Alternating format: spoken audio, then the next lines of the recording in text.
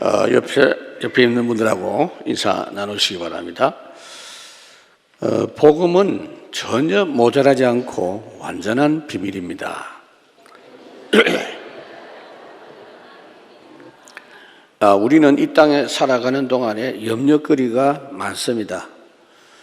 그렇기 때문에 하나님께서도 염려하지 말라 그랬습니다. 염려거리 없으면 그런 말씀 안 하시겠죠. 근데 왜 염려하지 말라고 합니까? 도무지 염려하지 말고 두려워하지 말고 놀라지 말라고 합니까? 염려거리는 우리 개인에게 붙어 있습니다. 우리의 상태, 또 우리의 삶의 형편, 그리고 환경 문제, 그리고 내일 미래 문제까지 염려거리가 있습니다. 근데 왜 우리 보고 그런 말씀 하십니까? 우리가 구원받은 하나님의 자녀, 전도자이기 때문입니다. 예수 믿는 믿음만이 완전하고 날마다 모든 것에서 그 믿음의 능력으로 응답받고 살아가는 것이 구원받은 성도이고 전도자입니다. 우리의 미래도 확실히 그렇습니다. 그런데 이 부분을 여러분들이 자연스럽게 매일 될 수 있도록 충분히 확인하셔야 돼요. 충분히 체험하셔야 돼요. 땅끝까지 내 증인이 되리라 그랬는데 여러분들의 자신에 대해서 증인이 되셔야 돼요. 어제 체험한 것이 증거가 되어서 오늘도 믿어져야 되고, 오늘 여러분들이 응답받은 믿음 가지고 내일도 믿어지기를 바랍니다. 오늘 본문에서 첫 번째로 말씀하고 있는 것은 우리는 하나님의 생명 가진 하나님의 나라 상속자라고 말씀하고 있어요. 하나님의 생명을 가졌단 말이 무슨 말입니까? 오늘 13절에 보면 아브라함이나 그 후손에게 그런 말이 있어요. 후손 그 성경에 글자가 1 해놓고 그 난 밑에 하주에 보면은 씨라고 표현되어 있어요. 그러니까 믿음의 사람은 예수 믿는 믿음으로 하나님의 씨, 하나님의 생명을 가진 자다 그 말입니다. 요한복음 1장 3절에 보면 그리스도 안에 생명이 있었으니 이 생명은 사람들의 빛이다 그랬어요. 여러분이 구원받은, 그리고 구원받을 때 받은 그 생명은 세상에서 온 것이 아닙니다. 우리가 세상의 영을 받지 않고 오직 하나님으로부터 온 영을 받았다. 고린도전서 2장에 말씀하고 있습니다. 그래서 하나님이 그 사실을 우리가 그냥은 자꾸 잊어먹기 때문에 아예 그냥 몸에다가 표시를 해서 기억하도록 해주신 것이 아브라함에게 할례를 행해라고 한 겁니다. 창세기 17장 11절에 보면 너희는 표피를 베라. 이것이 나와 너희 사이의 언약의 표징이니라. 하나님이 할례를 명령했습니다. 그 언약을 살에다가 새기고 하나님의 씨, 생명 가진 관계라는 걸 잊지 마세요. 사람의 씨, 사람의 그 자녀 낳는 그 장소, 너희들은 하나님의 씨다. 그래서 아브라함이 그걸 믿었습니다. 그 사실을 믿은 아브라함이 믿은 메시아, 그리스도, 언약, 우리도 가졌습니다. 그렇기 때문에 우리가 모두 다 아브라함의 후손입니다. 그래서 오늘도 여러분들이 예수 그리스도 믿어지는 사람은 하나님의 생명의 씨를 받은 절대 하나님의 자녀입니다. 하나님의 자녀라는 말은 그냥이 아니에요. 아버지가 가진 것하고 관계가 있어요. 상속자. 이 세상의 상속자 믿음이다. 13절에 세상의 상속자가 되리라 그랬죠. 상속자는 자녀가 상속자가 돼요. 요한일서 5장 13절에 보면 내가 하나님의 아들의 이름을 믿는 너희에게 이것을 쓰는 것은 너희로 하여금 너희에게 영생이 있음을 알게 하려 함이라. 하나님이 우리에게 구원 주시고 나서 왜 영생을 주셨느냐 하면 그를 향한 그의 뜻을 그를 통해서 구하는 대로 들으심이라. 하나님의 자녀를 통해서 기도하는 대로 응답 주셔서 하나님의 자녀답게 살도록 해 주시겠다는 겁니다. 말하자면 세상을 다스린다는 것이 그런 겁니다. 그래서 갈라디아 3장 7절에 보면 그런즉 믿음으로 말미암은 자들은 아브라함의 자손인 줄 알지어다. 여기는 자손이라 그랬는데 옛날 성경에는 아들이라 그랬어요. 하나님의 아들이라 그랬어요. 8절에 보면 아브라함의 믿음 가진 자는 아브라함과 똑같은 복음 가진 자다 그랬어요. 세상의 상속자가 된단 말은 아브라함이 하나님 믿을 때 세상의 상속자가 되게 하시겠다는 건데 무슨 말입니까? 이 세상을 하나님이 지으셨기 때문에 하나님의 것입니다. 그래서 하나님의 자녀가 당연히 상속한다 그 말이에요. 처음 사람 아담 하와를 하나님이 지으시고 세상 모든 만물을 상속해라 소리 안 했습니다. 다스리고 정복하고 관리해라 그랬습니다. 그랬기 때문에 지금 우리는 예수 믿고 나서 자녀가 되고 상속자가 됐다는 것은 아브라함 때보다 아담 하와 때보다 더 나은 축복을 받은 사람입니다. 그것을 날마다 누리는 것이 사도행전 1장 3절 이 땅에서 누리는 하나님의 나라라는 것은 다스린다 그 말이에요. 하나님의 나라의 상속자인 아브라함의 후손입니다. 이것이 세상에서도 상속자지만은 그것으로 이어지는 영원한 새하늘 새 땅 천국도 가게 되는 것입니다. 이 땅에서부터 누리다가 가는 것입니다. 여러분 우리가 이 땅에서부터 우리의 백그라운드가 빌립보 3장 20절 천국 시민권자입니다. 주는 그리스도시요 살아계신 하나님의 아들이십니다. 고백하자마자 우리 주님께서 주신 축복이 뭡니까? 네가 땅에서 무엇이든지 매면 하늘에서 매이고 땅에서 무엇이든 풀면 하늘에서 풀리는 천국 열쇠를 준다 그랬어요. 이 땅에서부터 쓴다 그랬어요. 그러니까 여러분 아브라함의 후손인 아브라함의 손자인 야곱이 체험한 게 뭐죠? 꿈속에서 봤지만 사실입니다. 그 꿈이 단순한 꿈이 아니고 사실이에요. 땅에서부터 하늘 꼭대기까지 사닥다리가 연결된 게 보였고 그 사닥다리 위에 천사들이 오르락 내리락 하는 게 보였다 그랬어요. 여러분 이것이 바로 우리가 가진 축복입니다. 야곱이 그랬구나. 이렇게 되면 여러분들은 잘못 믿는 것입니다. 이런 축복을 어떻게 내 것으로 제대로 알고 잘 누리는가 하는 것이 중요합니다.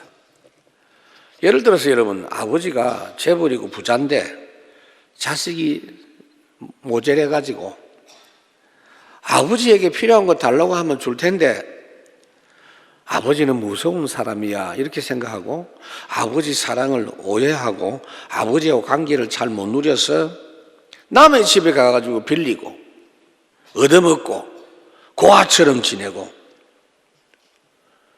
이게 주님의 말씀이에요. 너희가 왜 이방인처럼 기도하느냐? 내가 너희를 고아처럼 부르지 아니했다 그랬거든.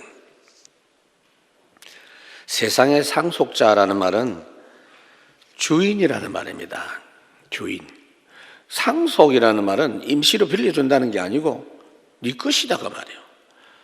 여러분 사실상 우리 주님께서 구원 역사를 완성하신 다음에 하늘과 땅의 모든 권세를 내게 주셨다 그랬고 빌립보 2장 9절 10절에 보면 11절에 예수 이름 앞에 하늘에 있는 자, 땅에 있는 자, 땅 아래에 있는 모든 것이 무릎을 꿇게 되어 있다. 모든 만물을 마음대로 움직일 수 있는 분이라 그랬어요. 빌립보 3장 21절에. 그러니까 마음대로 움직일 수 있는 것이 주인입니다. 우리가 바로 하나님의 아들 주인입니다.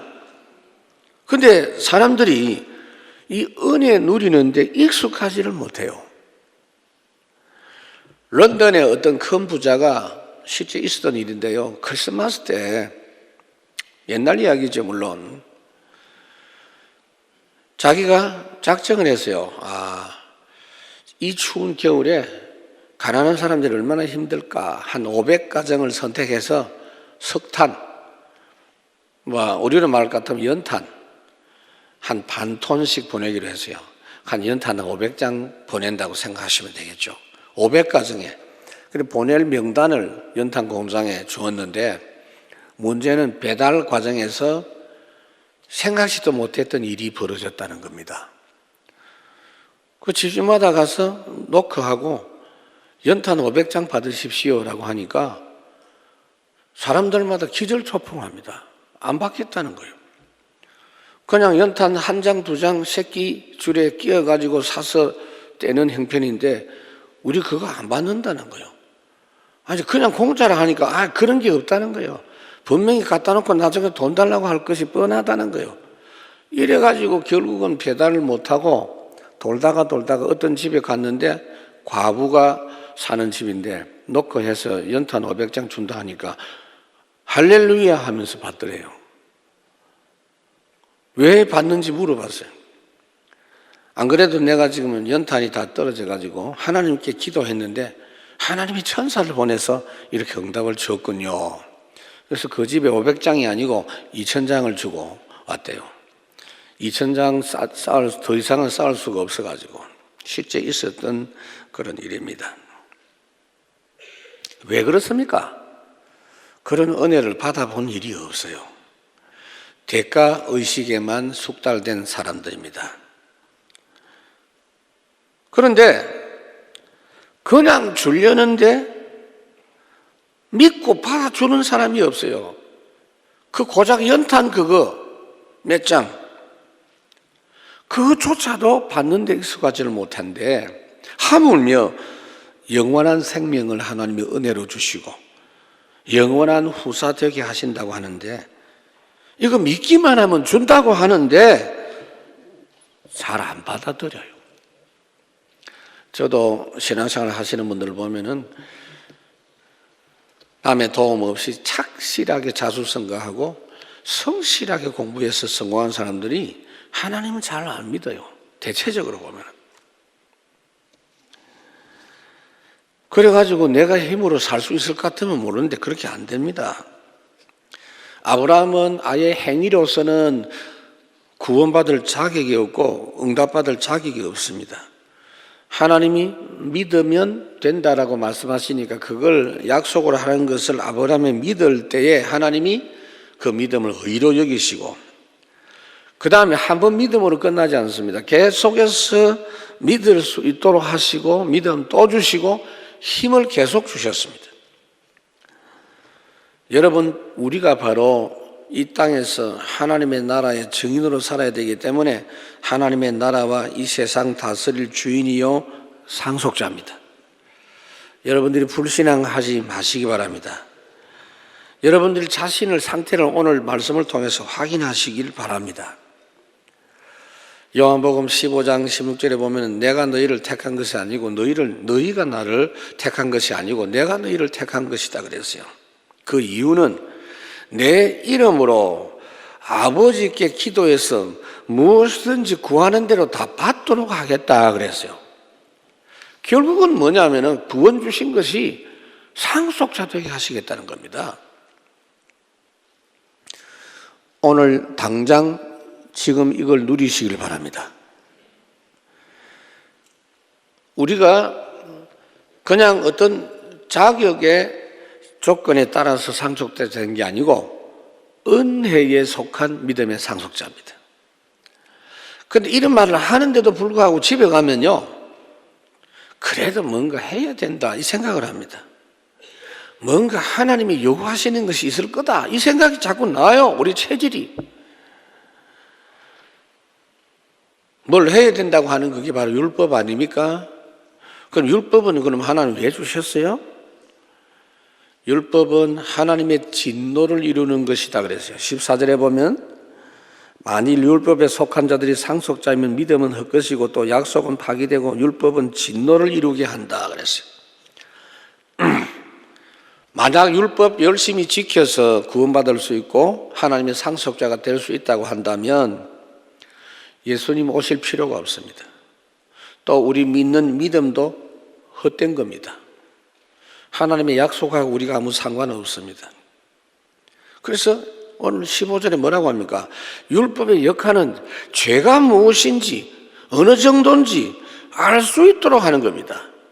율법을 통해서 절대로 우리는 하나님 앞에 설 수 없는 존재라는 것, 그런 능력도 이미 상실한 자인 것을 알아라라는 겁니다.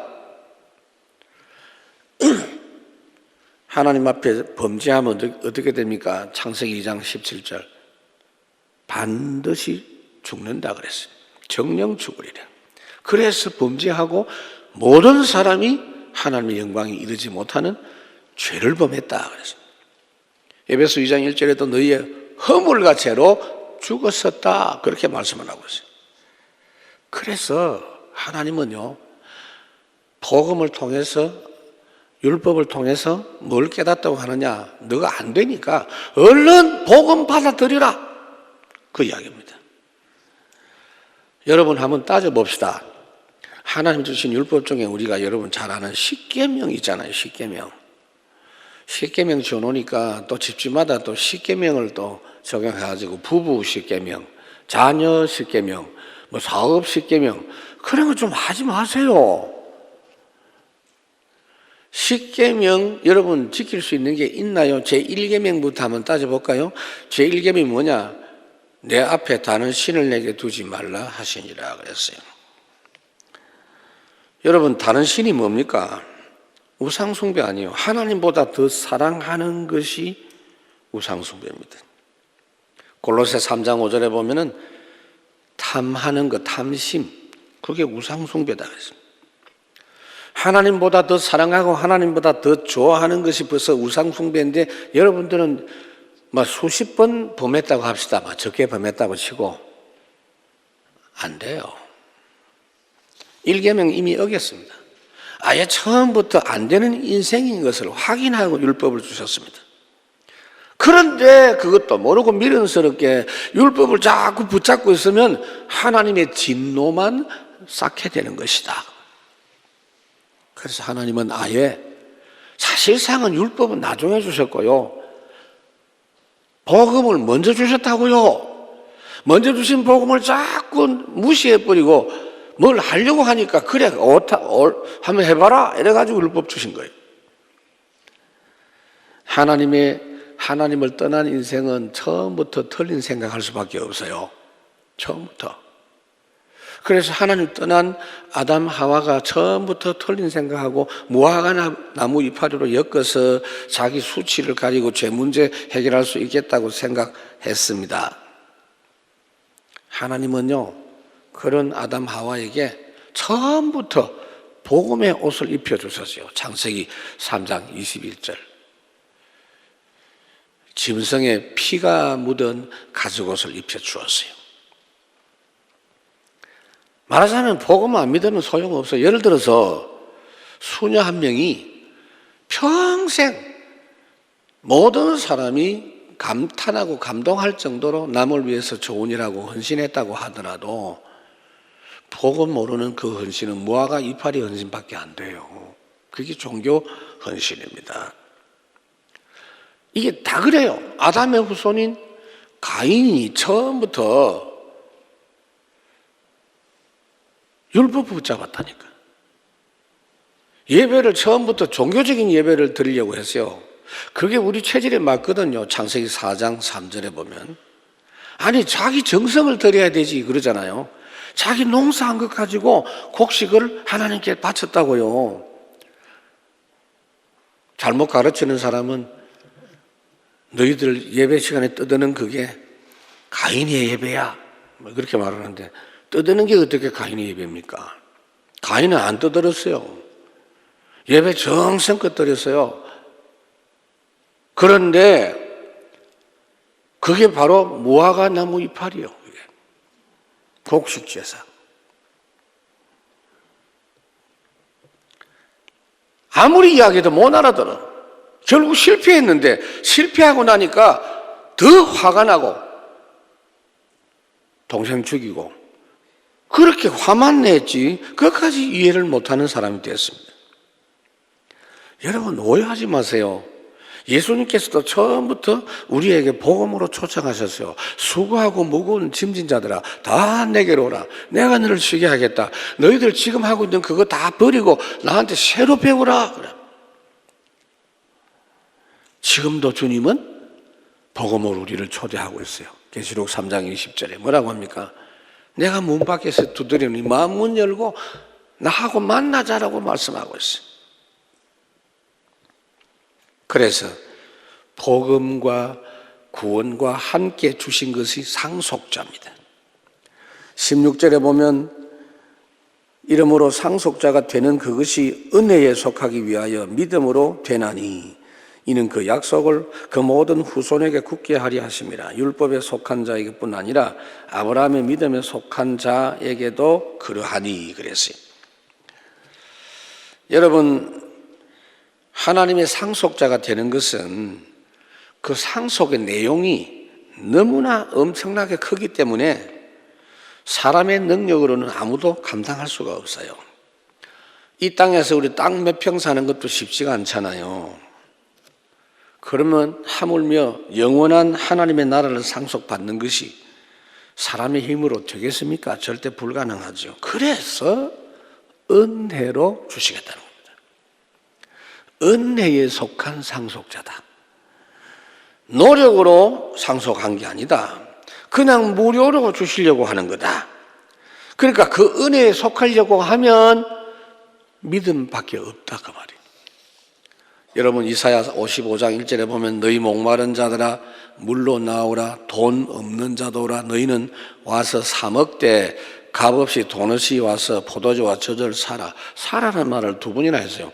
아니 돈 없이 사라고 하는 말이 안 맞잖아요. 돈 없이 가져가라 이래야 되지 사라고 합니다. 값 없이 돈 없이 사라고 합니다. 값 없이 돈 없이 사지만 지불해야 될 대가가 있다는 겁니다. 그게 뭐냐? 믿음이에요. 믿음으로 살아.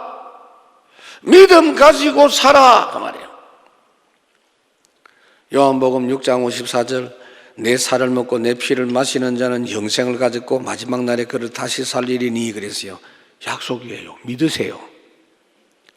하나님이 명령한 것은 순종할 때 이루어지지만 약속한 것은 믿을 때 이루어지는 것이고 내 것이 됩니다. 하나님의 말씀 전부 약속입니다. 오늘도 여러분들 말씀을 약속으로 받으세요.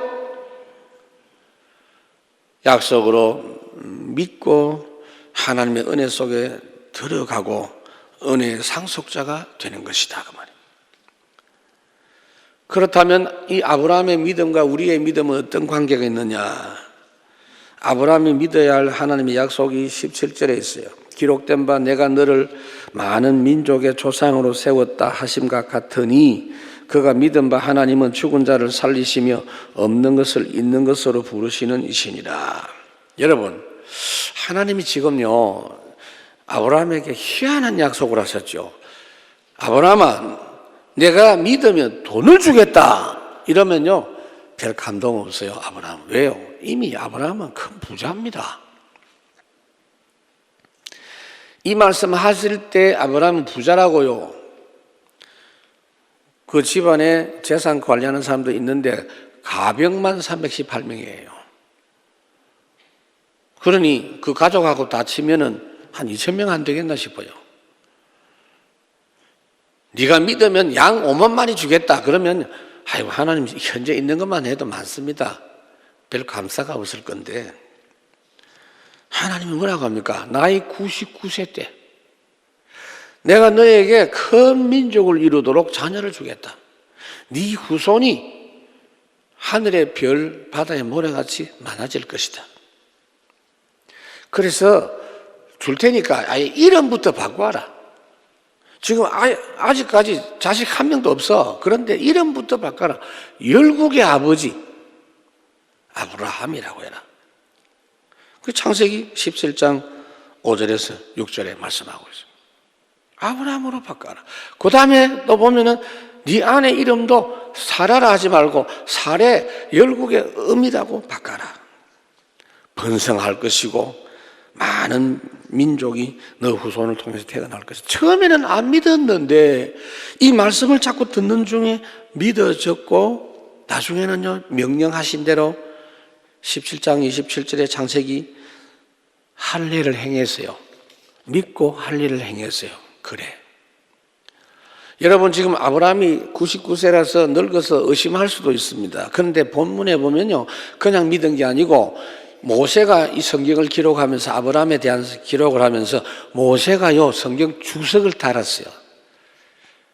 그 17절에 보시면 내가 너를 많은 민족의 조상으로 세웠다 하신 것 같으니 그 다음부터는 모세가 주석한 겁니다. 그가 믿은 바 하나님은 죽은 자를 살리시고 없는 것을 있는 것으로 부르시는 이시니라. 그러니까 이거는 모세가 아브라함의 믿음을 설명한 겁니다. 창조주 하나님을 믿고 하나님의 생명의 약속을 믿고 하나님이 출산시켜 주시겠다는 그 말씀하신 것도 믿었다는 겁니다. 여러분 우리가 생각할 때 아브라함이 생각할 때도 주시려면 진작 줘야지 너무 늦다고 생각할 수 있어요. 누구나 그렇게 생각할 수 있어요. 100살에 낳았습니다. 아니 100살짜리가 아이가 학교 갈 때 학부모로 가면 몇 살입니까? 107살이요. 초등학교 입학식에 할배가 가도 창피한데 고조 할배 같은 그런 나이.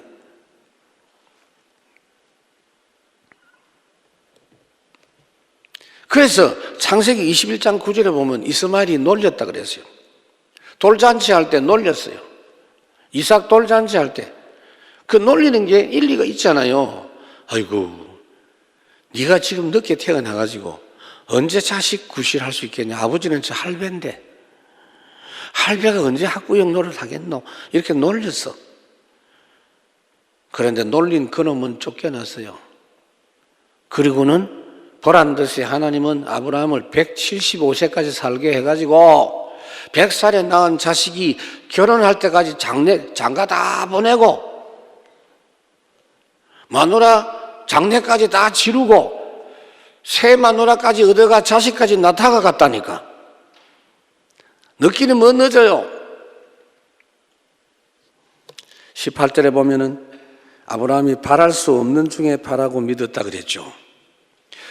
그럴듯한 걸 믿는 것은 내 머리 믿는 거예요. 아브라함은 바랄 수 없는 중에 믿었다. 절대 가망 없는 데 믿은 거요.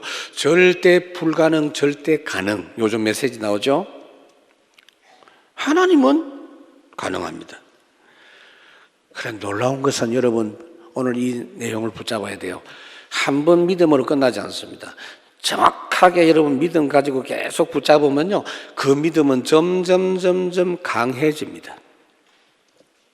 19절에 그가 100세나 되어 자기 몸이 죽은 것 같고 사라의 태가 죽은 것 같으면 알고도 믿음이 약하여지지 아니하고 믿음이 없어 하나님 약속을 의심치 않고 믿음으로 견고해져서 하나님께 점점 견고해졌다. 저는 안 되지만 하나님은 되십니다. 이걸 믿었어요.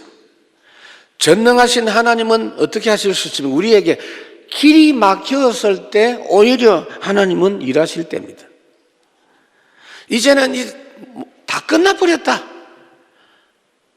문제 해결이 아니고 다 그냥 망해버렸다. 그럴 때 하나님은 시작하십니다.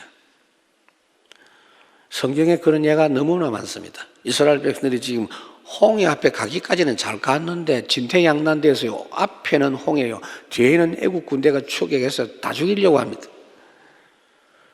그럴 때 모세가 뭐라고 합니까? 아우성 치고 있는 이스라엘 백성들을 보고 출애굽기 14장 여호와께서 너희를 위하여 싸우시리니 너희는 가만히 있을지니라. 가만히 있으라 이 말은 하나님을 전적으로 믿으라 그 말이에요. 전적으로 의지해라. 그런데 여러분들도 이 믿음은 분명히 하나님 주시는데요. 창세기 22장의 아브라함의 믿음은 처음에 아들 낳을 때 믿음보다 훨씬 큰 믿음입니다. 하나님이 그 믿음을 테스트하시려고 테스트를 주셨다 그랬죠. 그 테스트 내용이 뭐냐? 네 아들을 번제로 드려라. 번제가 뭐죠? 일단 죽여서 불태워 드리는 거예요. 죽이는 것도 기가 막힌데 불태워서 바쳐라. 만약에 아브라함에게 이 아들에 대한 믿음이 없었다면 고민하고 정신이 돌아버렸을 겁니다. 그런데 확실히 순종했어요. 확실히. 그 이유는 하나님이 미리 주신 언약을 믿었기 때문이에요. 창세기 22장 앞에 21장 12절에 보면 이삭에게서 난 자라야 내 씨라 부를 것이니라. 전에는 아브라함 니를 통해서 자녀가 태어나야 된다라고 말씀했고 이삭에 대해서도 미리 약속했다니까요. 이삭에게서 난 자라야 내 씨가 된다. 그럼 얘를 통해서 분명히 자녀가 태어나게 돼 있어요. 얘가 죽으면 어떻게 되죠? 하나님의 약속이 그러면 성취가 안 돼요. 그러면 죽었다 할지라도 하나님은 다시 살려서라도 이삭을 통해서 씨가 태어나게 할 거다. 그렇게 생각한 거예요.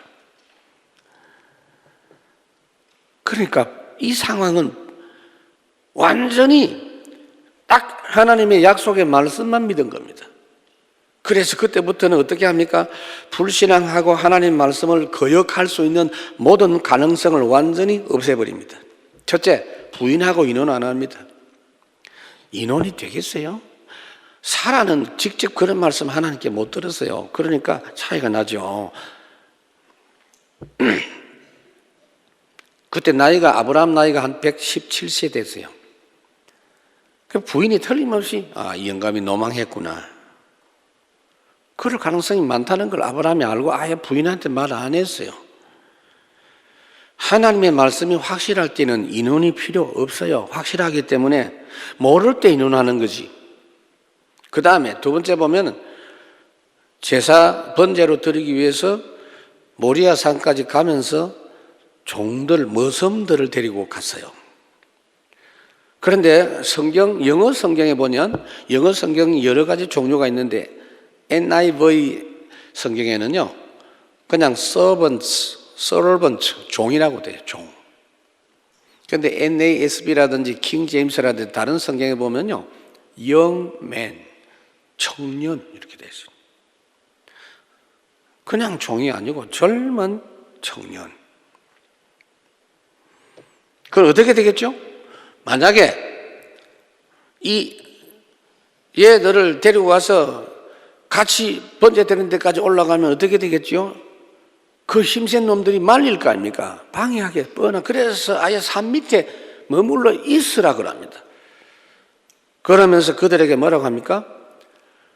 둘이서 같이 갔다가 하나님께 예배하고 둘이서 같이 내려올 거다 그러죠. 그게 아브라함의 믿음이에요. 창세기 22장 5절입니다. 그 다음에 올라가면서 이삭이 질문합니다.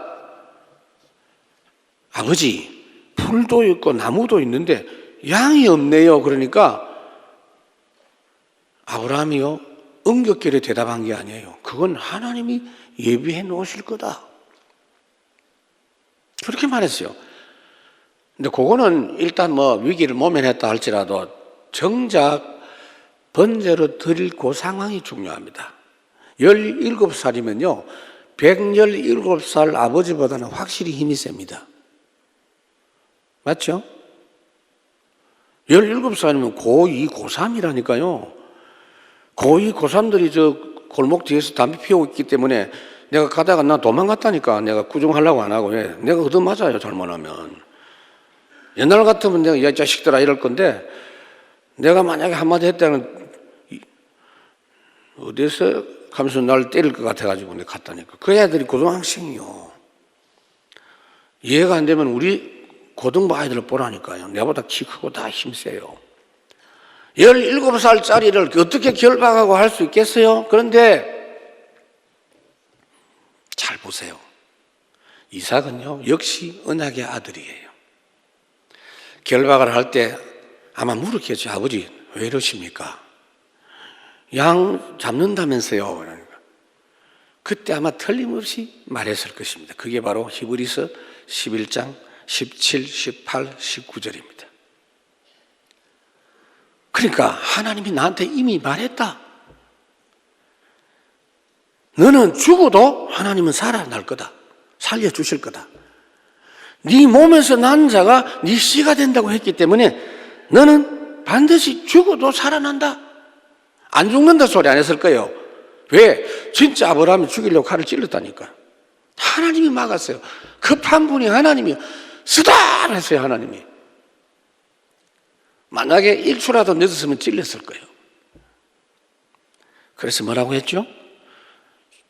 죽인 거 아니지만은 이미 죽였다가 살린 거하고 똑같다. 죽은 자 가운데서 도로받은 것이다. 그렇게 말씀하고 있어요. 하나님이 스탑시키고 수양을 준비하셨고, 그래서 아브라함과 이삭이 함께 그 땅 이름을 여호와 이레라.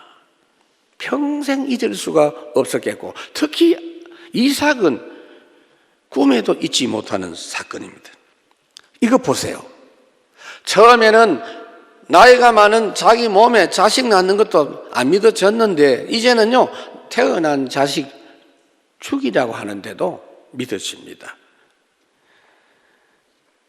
점점 믿음이 강해졌습니다. 믿음으로 믿음에 이르게 하는 믿음이 점점. 그런데 여러분, 이게 이유가 있어요. 하나님의 말씀의 흐름 속에서 믿음이 강해집니다. 로마서 10장에 보니까 믿음은 들음에서 나고, 들음은 뭘 들어요?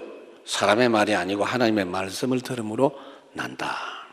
그러니까 여러분들이 말씀하고 자꾸 친하고 말씀을 늘 가까이 두고 말씀 흐름 속에서 살면 믿음 생겨요. 그리고 어떤 일이든지 올인할 수 있도록, 헌신할 수 있도록, 순종할 수 있도록 힘도 주시고 필요한 응답도 주십니다. 21절에 보니까 약속하신 그것을 또한 능히 이루실 줄 확신하였노니, 그냥 이루는 것이 아니고 넉넉하게 이루실 줄 믿은 겁니다. 여러분, 아브라함 집안에는요, 원래 자손이 귀한 집안이구나라고 그렇게 볼 수 있어요. 아니, 그렇게 약속했으면 아브라함 생전에 좀 자식 좀 많이 주실 수 있잖아요. 그런데 아브라함의 자식이 누굽니까? 이삭 하나 낳고 끝. 아브라함 살아있을 때 더 자식이 없었어요. 이삭도 쌍둥이 둘이 딱 낳았어요. 그런데 말씀은 결국 성취됐죠. 야곱에게 이르러서 12. 에서는 몇 명인지 아예 못 세겠어. 그리고 12만 낳은 걸 끝나지 않고 결국은 애굽에서 돌아올 때는 200만 명이나 되는 어마어마한 숫자의 사람이 태어났습니다. 그걸로 끝나지 않았습니다. 오늘 우리도 아브라함의 후손입니다. 그러니까 하늘의 별, 바다의 모래 맞는 겁니다. 누가 그래요? 목사님, 구원받는 숫자가 14만 4천 명이라고 그 계시록에 되어 있는데, 그거는 상징적인 숫자입니다. 14만 4천보다 훨씬 많습니다. 14만 4천, 이 말은 7 곱하기 7, 계속 7 플러스 7, 어마어마한 숫자다 그 말이에요. 그래서 아브라함의 믿음과 우리의 믿음, 22절에 보면 그러므로 그것이 그에게 의로 여기졌느니라. 그 믿음을 의로 여기셨다. 하나님이 아브라함의 믿음을 보배처럼 여기셨다. 그래서 그걸 기록해라 그래서 23절에 그에게 의로 여기셨다. 기록된 것은 아브라함만 위한 것이 아니요. 이런 보세요. 성경 기록은 우리를 위해서입니다. 성경 기록에 대해서 성경에 언급하는 데가 여러 군데 있는데 전부 하나같이 말세를 사는 우리를 위해서, 우리도 같은 믿음 갖게 하시려고 그랬어요.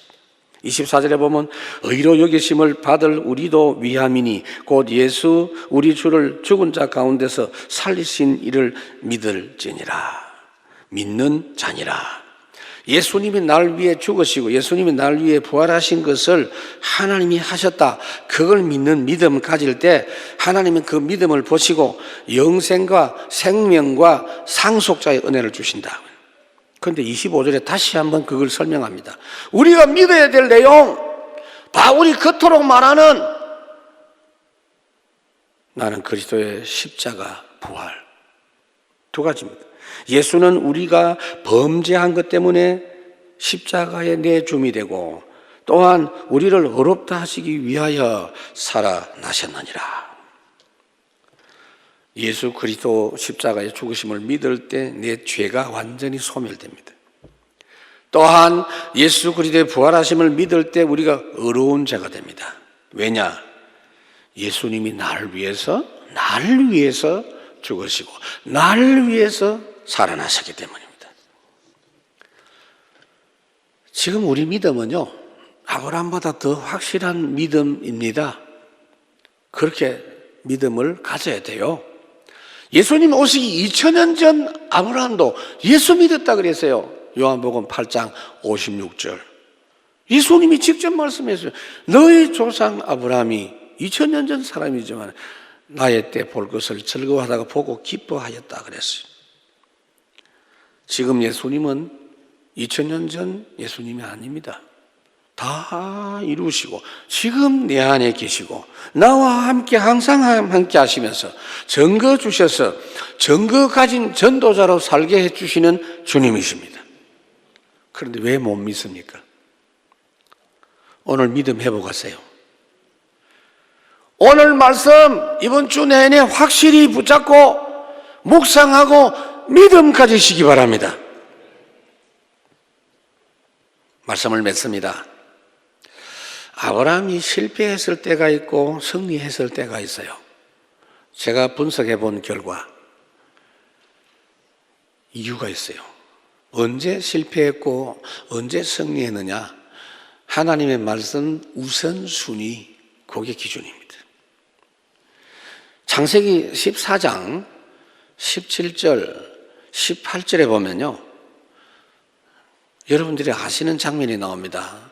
소돔성이 망하고 조카 롯도 포로로 잡혀갔을 때 아브라함이 318명 가병을 거느리고 쫓아가서 네 나라 연합군을 박살내고 모든 사람들과 재산을 다 되찾아 돌아왔어요. 왔을 때 마중 나온 사람이 누구냐? 그 나와 있어요. 롯이 속한 나라가 소돔이잖아요. 그 소돔이 망해버렸거든. 그 소돔 왕이 얼마나 고맙습니까? 나와가지고 마중을 나왔어요. 그런데 동시에 나온 사람이 누구냐? 멜기세덱 살렘 왕도 나왔어요. 성경에 보면 살렘 왕은 하나님의 은혜를 증거하고 축복을 비는 제사장 멜기세덱이다. 그런데 먼저 온 사람이 소돔 왕이에요. 그리고 자기가 가져온 물건은 전부 소돔 사람 거예요. 그런데 소돔 왕을 먼저 안 만나고 살렘 왕을 먼저 만나는 장면이 나옵니다. 살렘 왕 만나서 말씀을 들었어요. 말씀 들었는데 그게 굉장히 중요한 말씀,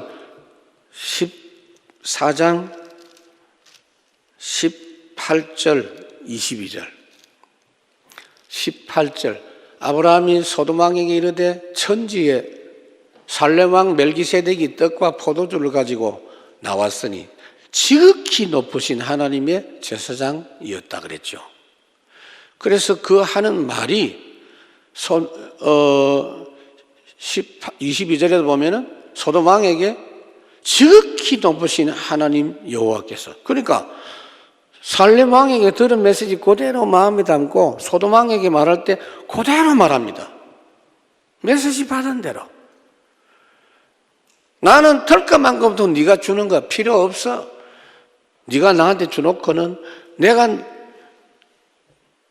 아브라함을 부자로 만들었다라고 말할 거 아니냐. 나는 그런 소리도 듣기 싫고 그럴 필요도 없다. 말할 때 살렘 왕 멜기세덱이 말한 그대로 말합니다.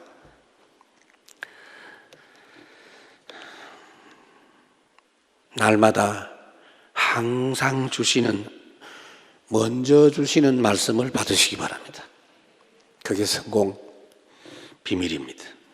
그리고 아브라함이 믿음으로 구원받은 것처럼 오늘 우리도 오직 예수 그리스도 믿음으로 구원받고 제발 잘못된 각인 뿌리 체질, 종교 체질에서 넘어서시기 바랍니다. 여러분들은 삶이 걱정될수록 복음의 말씀을 의지하면 능력 있는 삶이 됩니다. 지금 우리나라는 온통 미투인지 뭔지 이래가지고 비난과 정죄로 가득 차 있습니다. 그거는 해결책이 아닌데요. 그럼 하필 그 문제만 갖고 떠듭니까? 그 문제 말고도요, 따지려면은 그거보다 더 큰 게 뭐지요? 간음은 7계명이에요. 6계명이 뭐예요? 살인하지 말라. 미워하는 거, 그것도 미투해야 돼. 5계명은 뭐예요? 내 부모를 공경하라. 그것도 미투해야지, 그러면. 하나님은 그렇게 말씀 안 합니다. 하나님은 내가 너희를 사랑한다고 말씀하십니다. 하나님의 사랑의 말씀을 들으시고 하나님의 사랑의 말씀을 현장에 증거할 수 있기를 바랍니다. 얼마나 세상이 지금 어려운 세상입니까? 혼돈합니다. 험악한 파도가 넘실거리고 있는 그 바다에 하나님의 배를 타고 가는, 하나님의 사랑의 배를 타고 가는 언약의 사람인 것을 누리시길 바랍니다. 하나님의 사람아 찬양하고 말씀 마무리하겠습니다.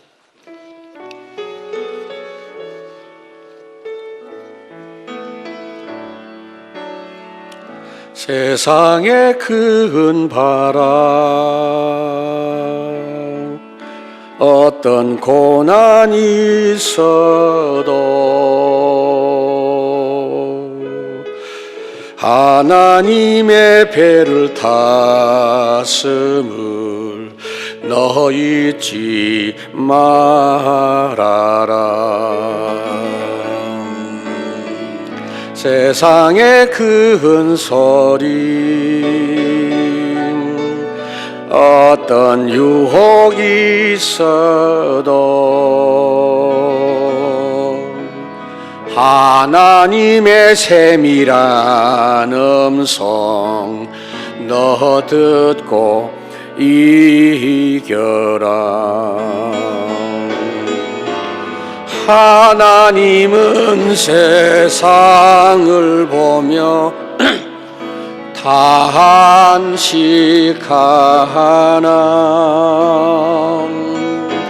참복음 가진 한 사람은 찾지 못하니. 하나님의 사람아,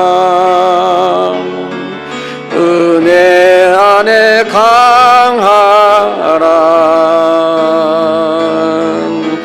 내게 들은 말을 충성된 이들에게 부탁하라. 하나님의 사람아, 이 복음을 전하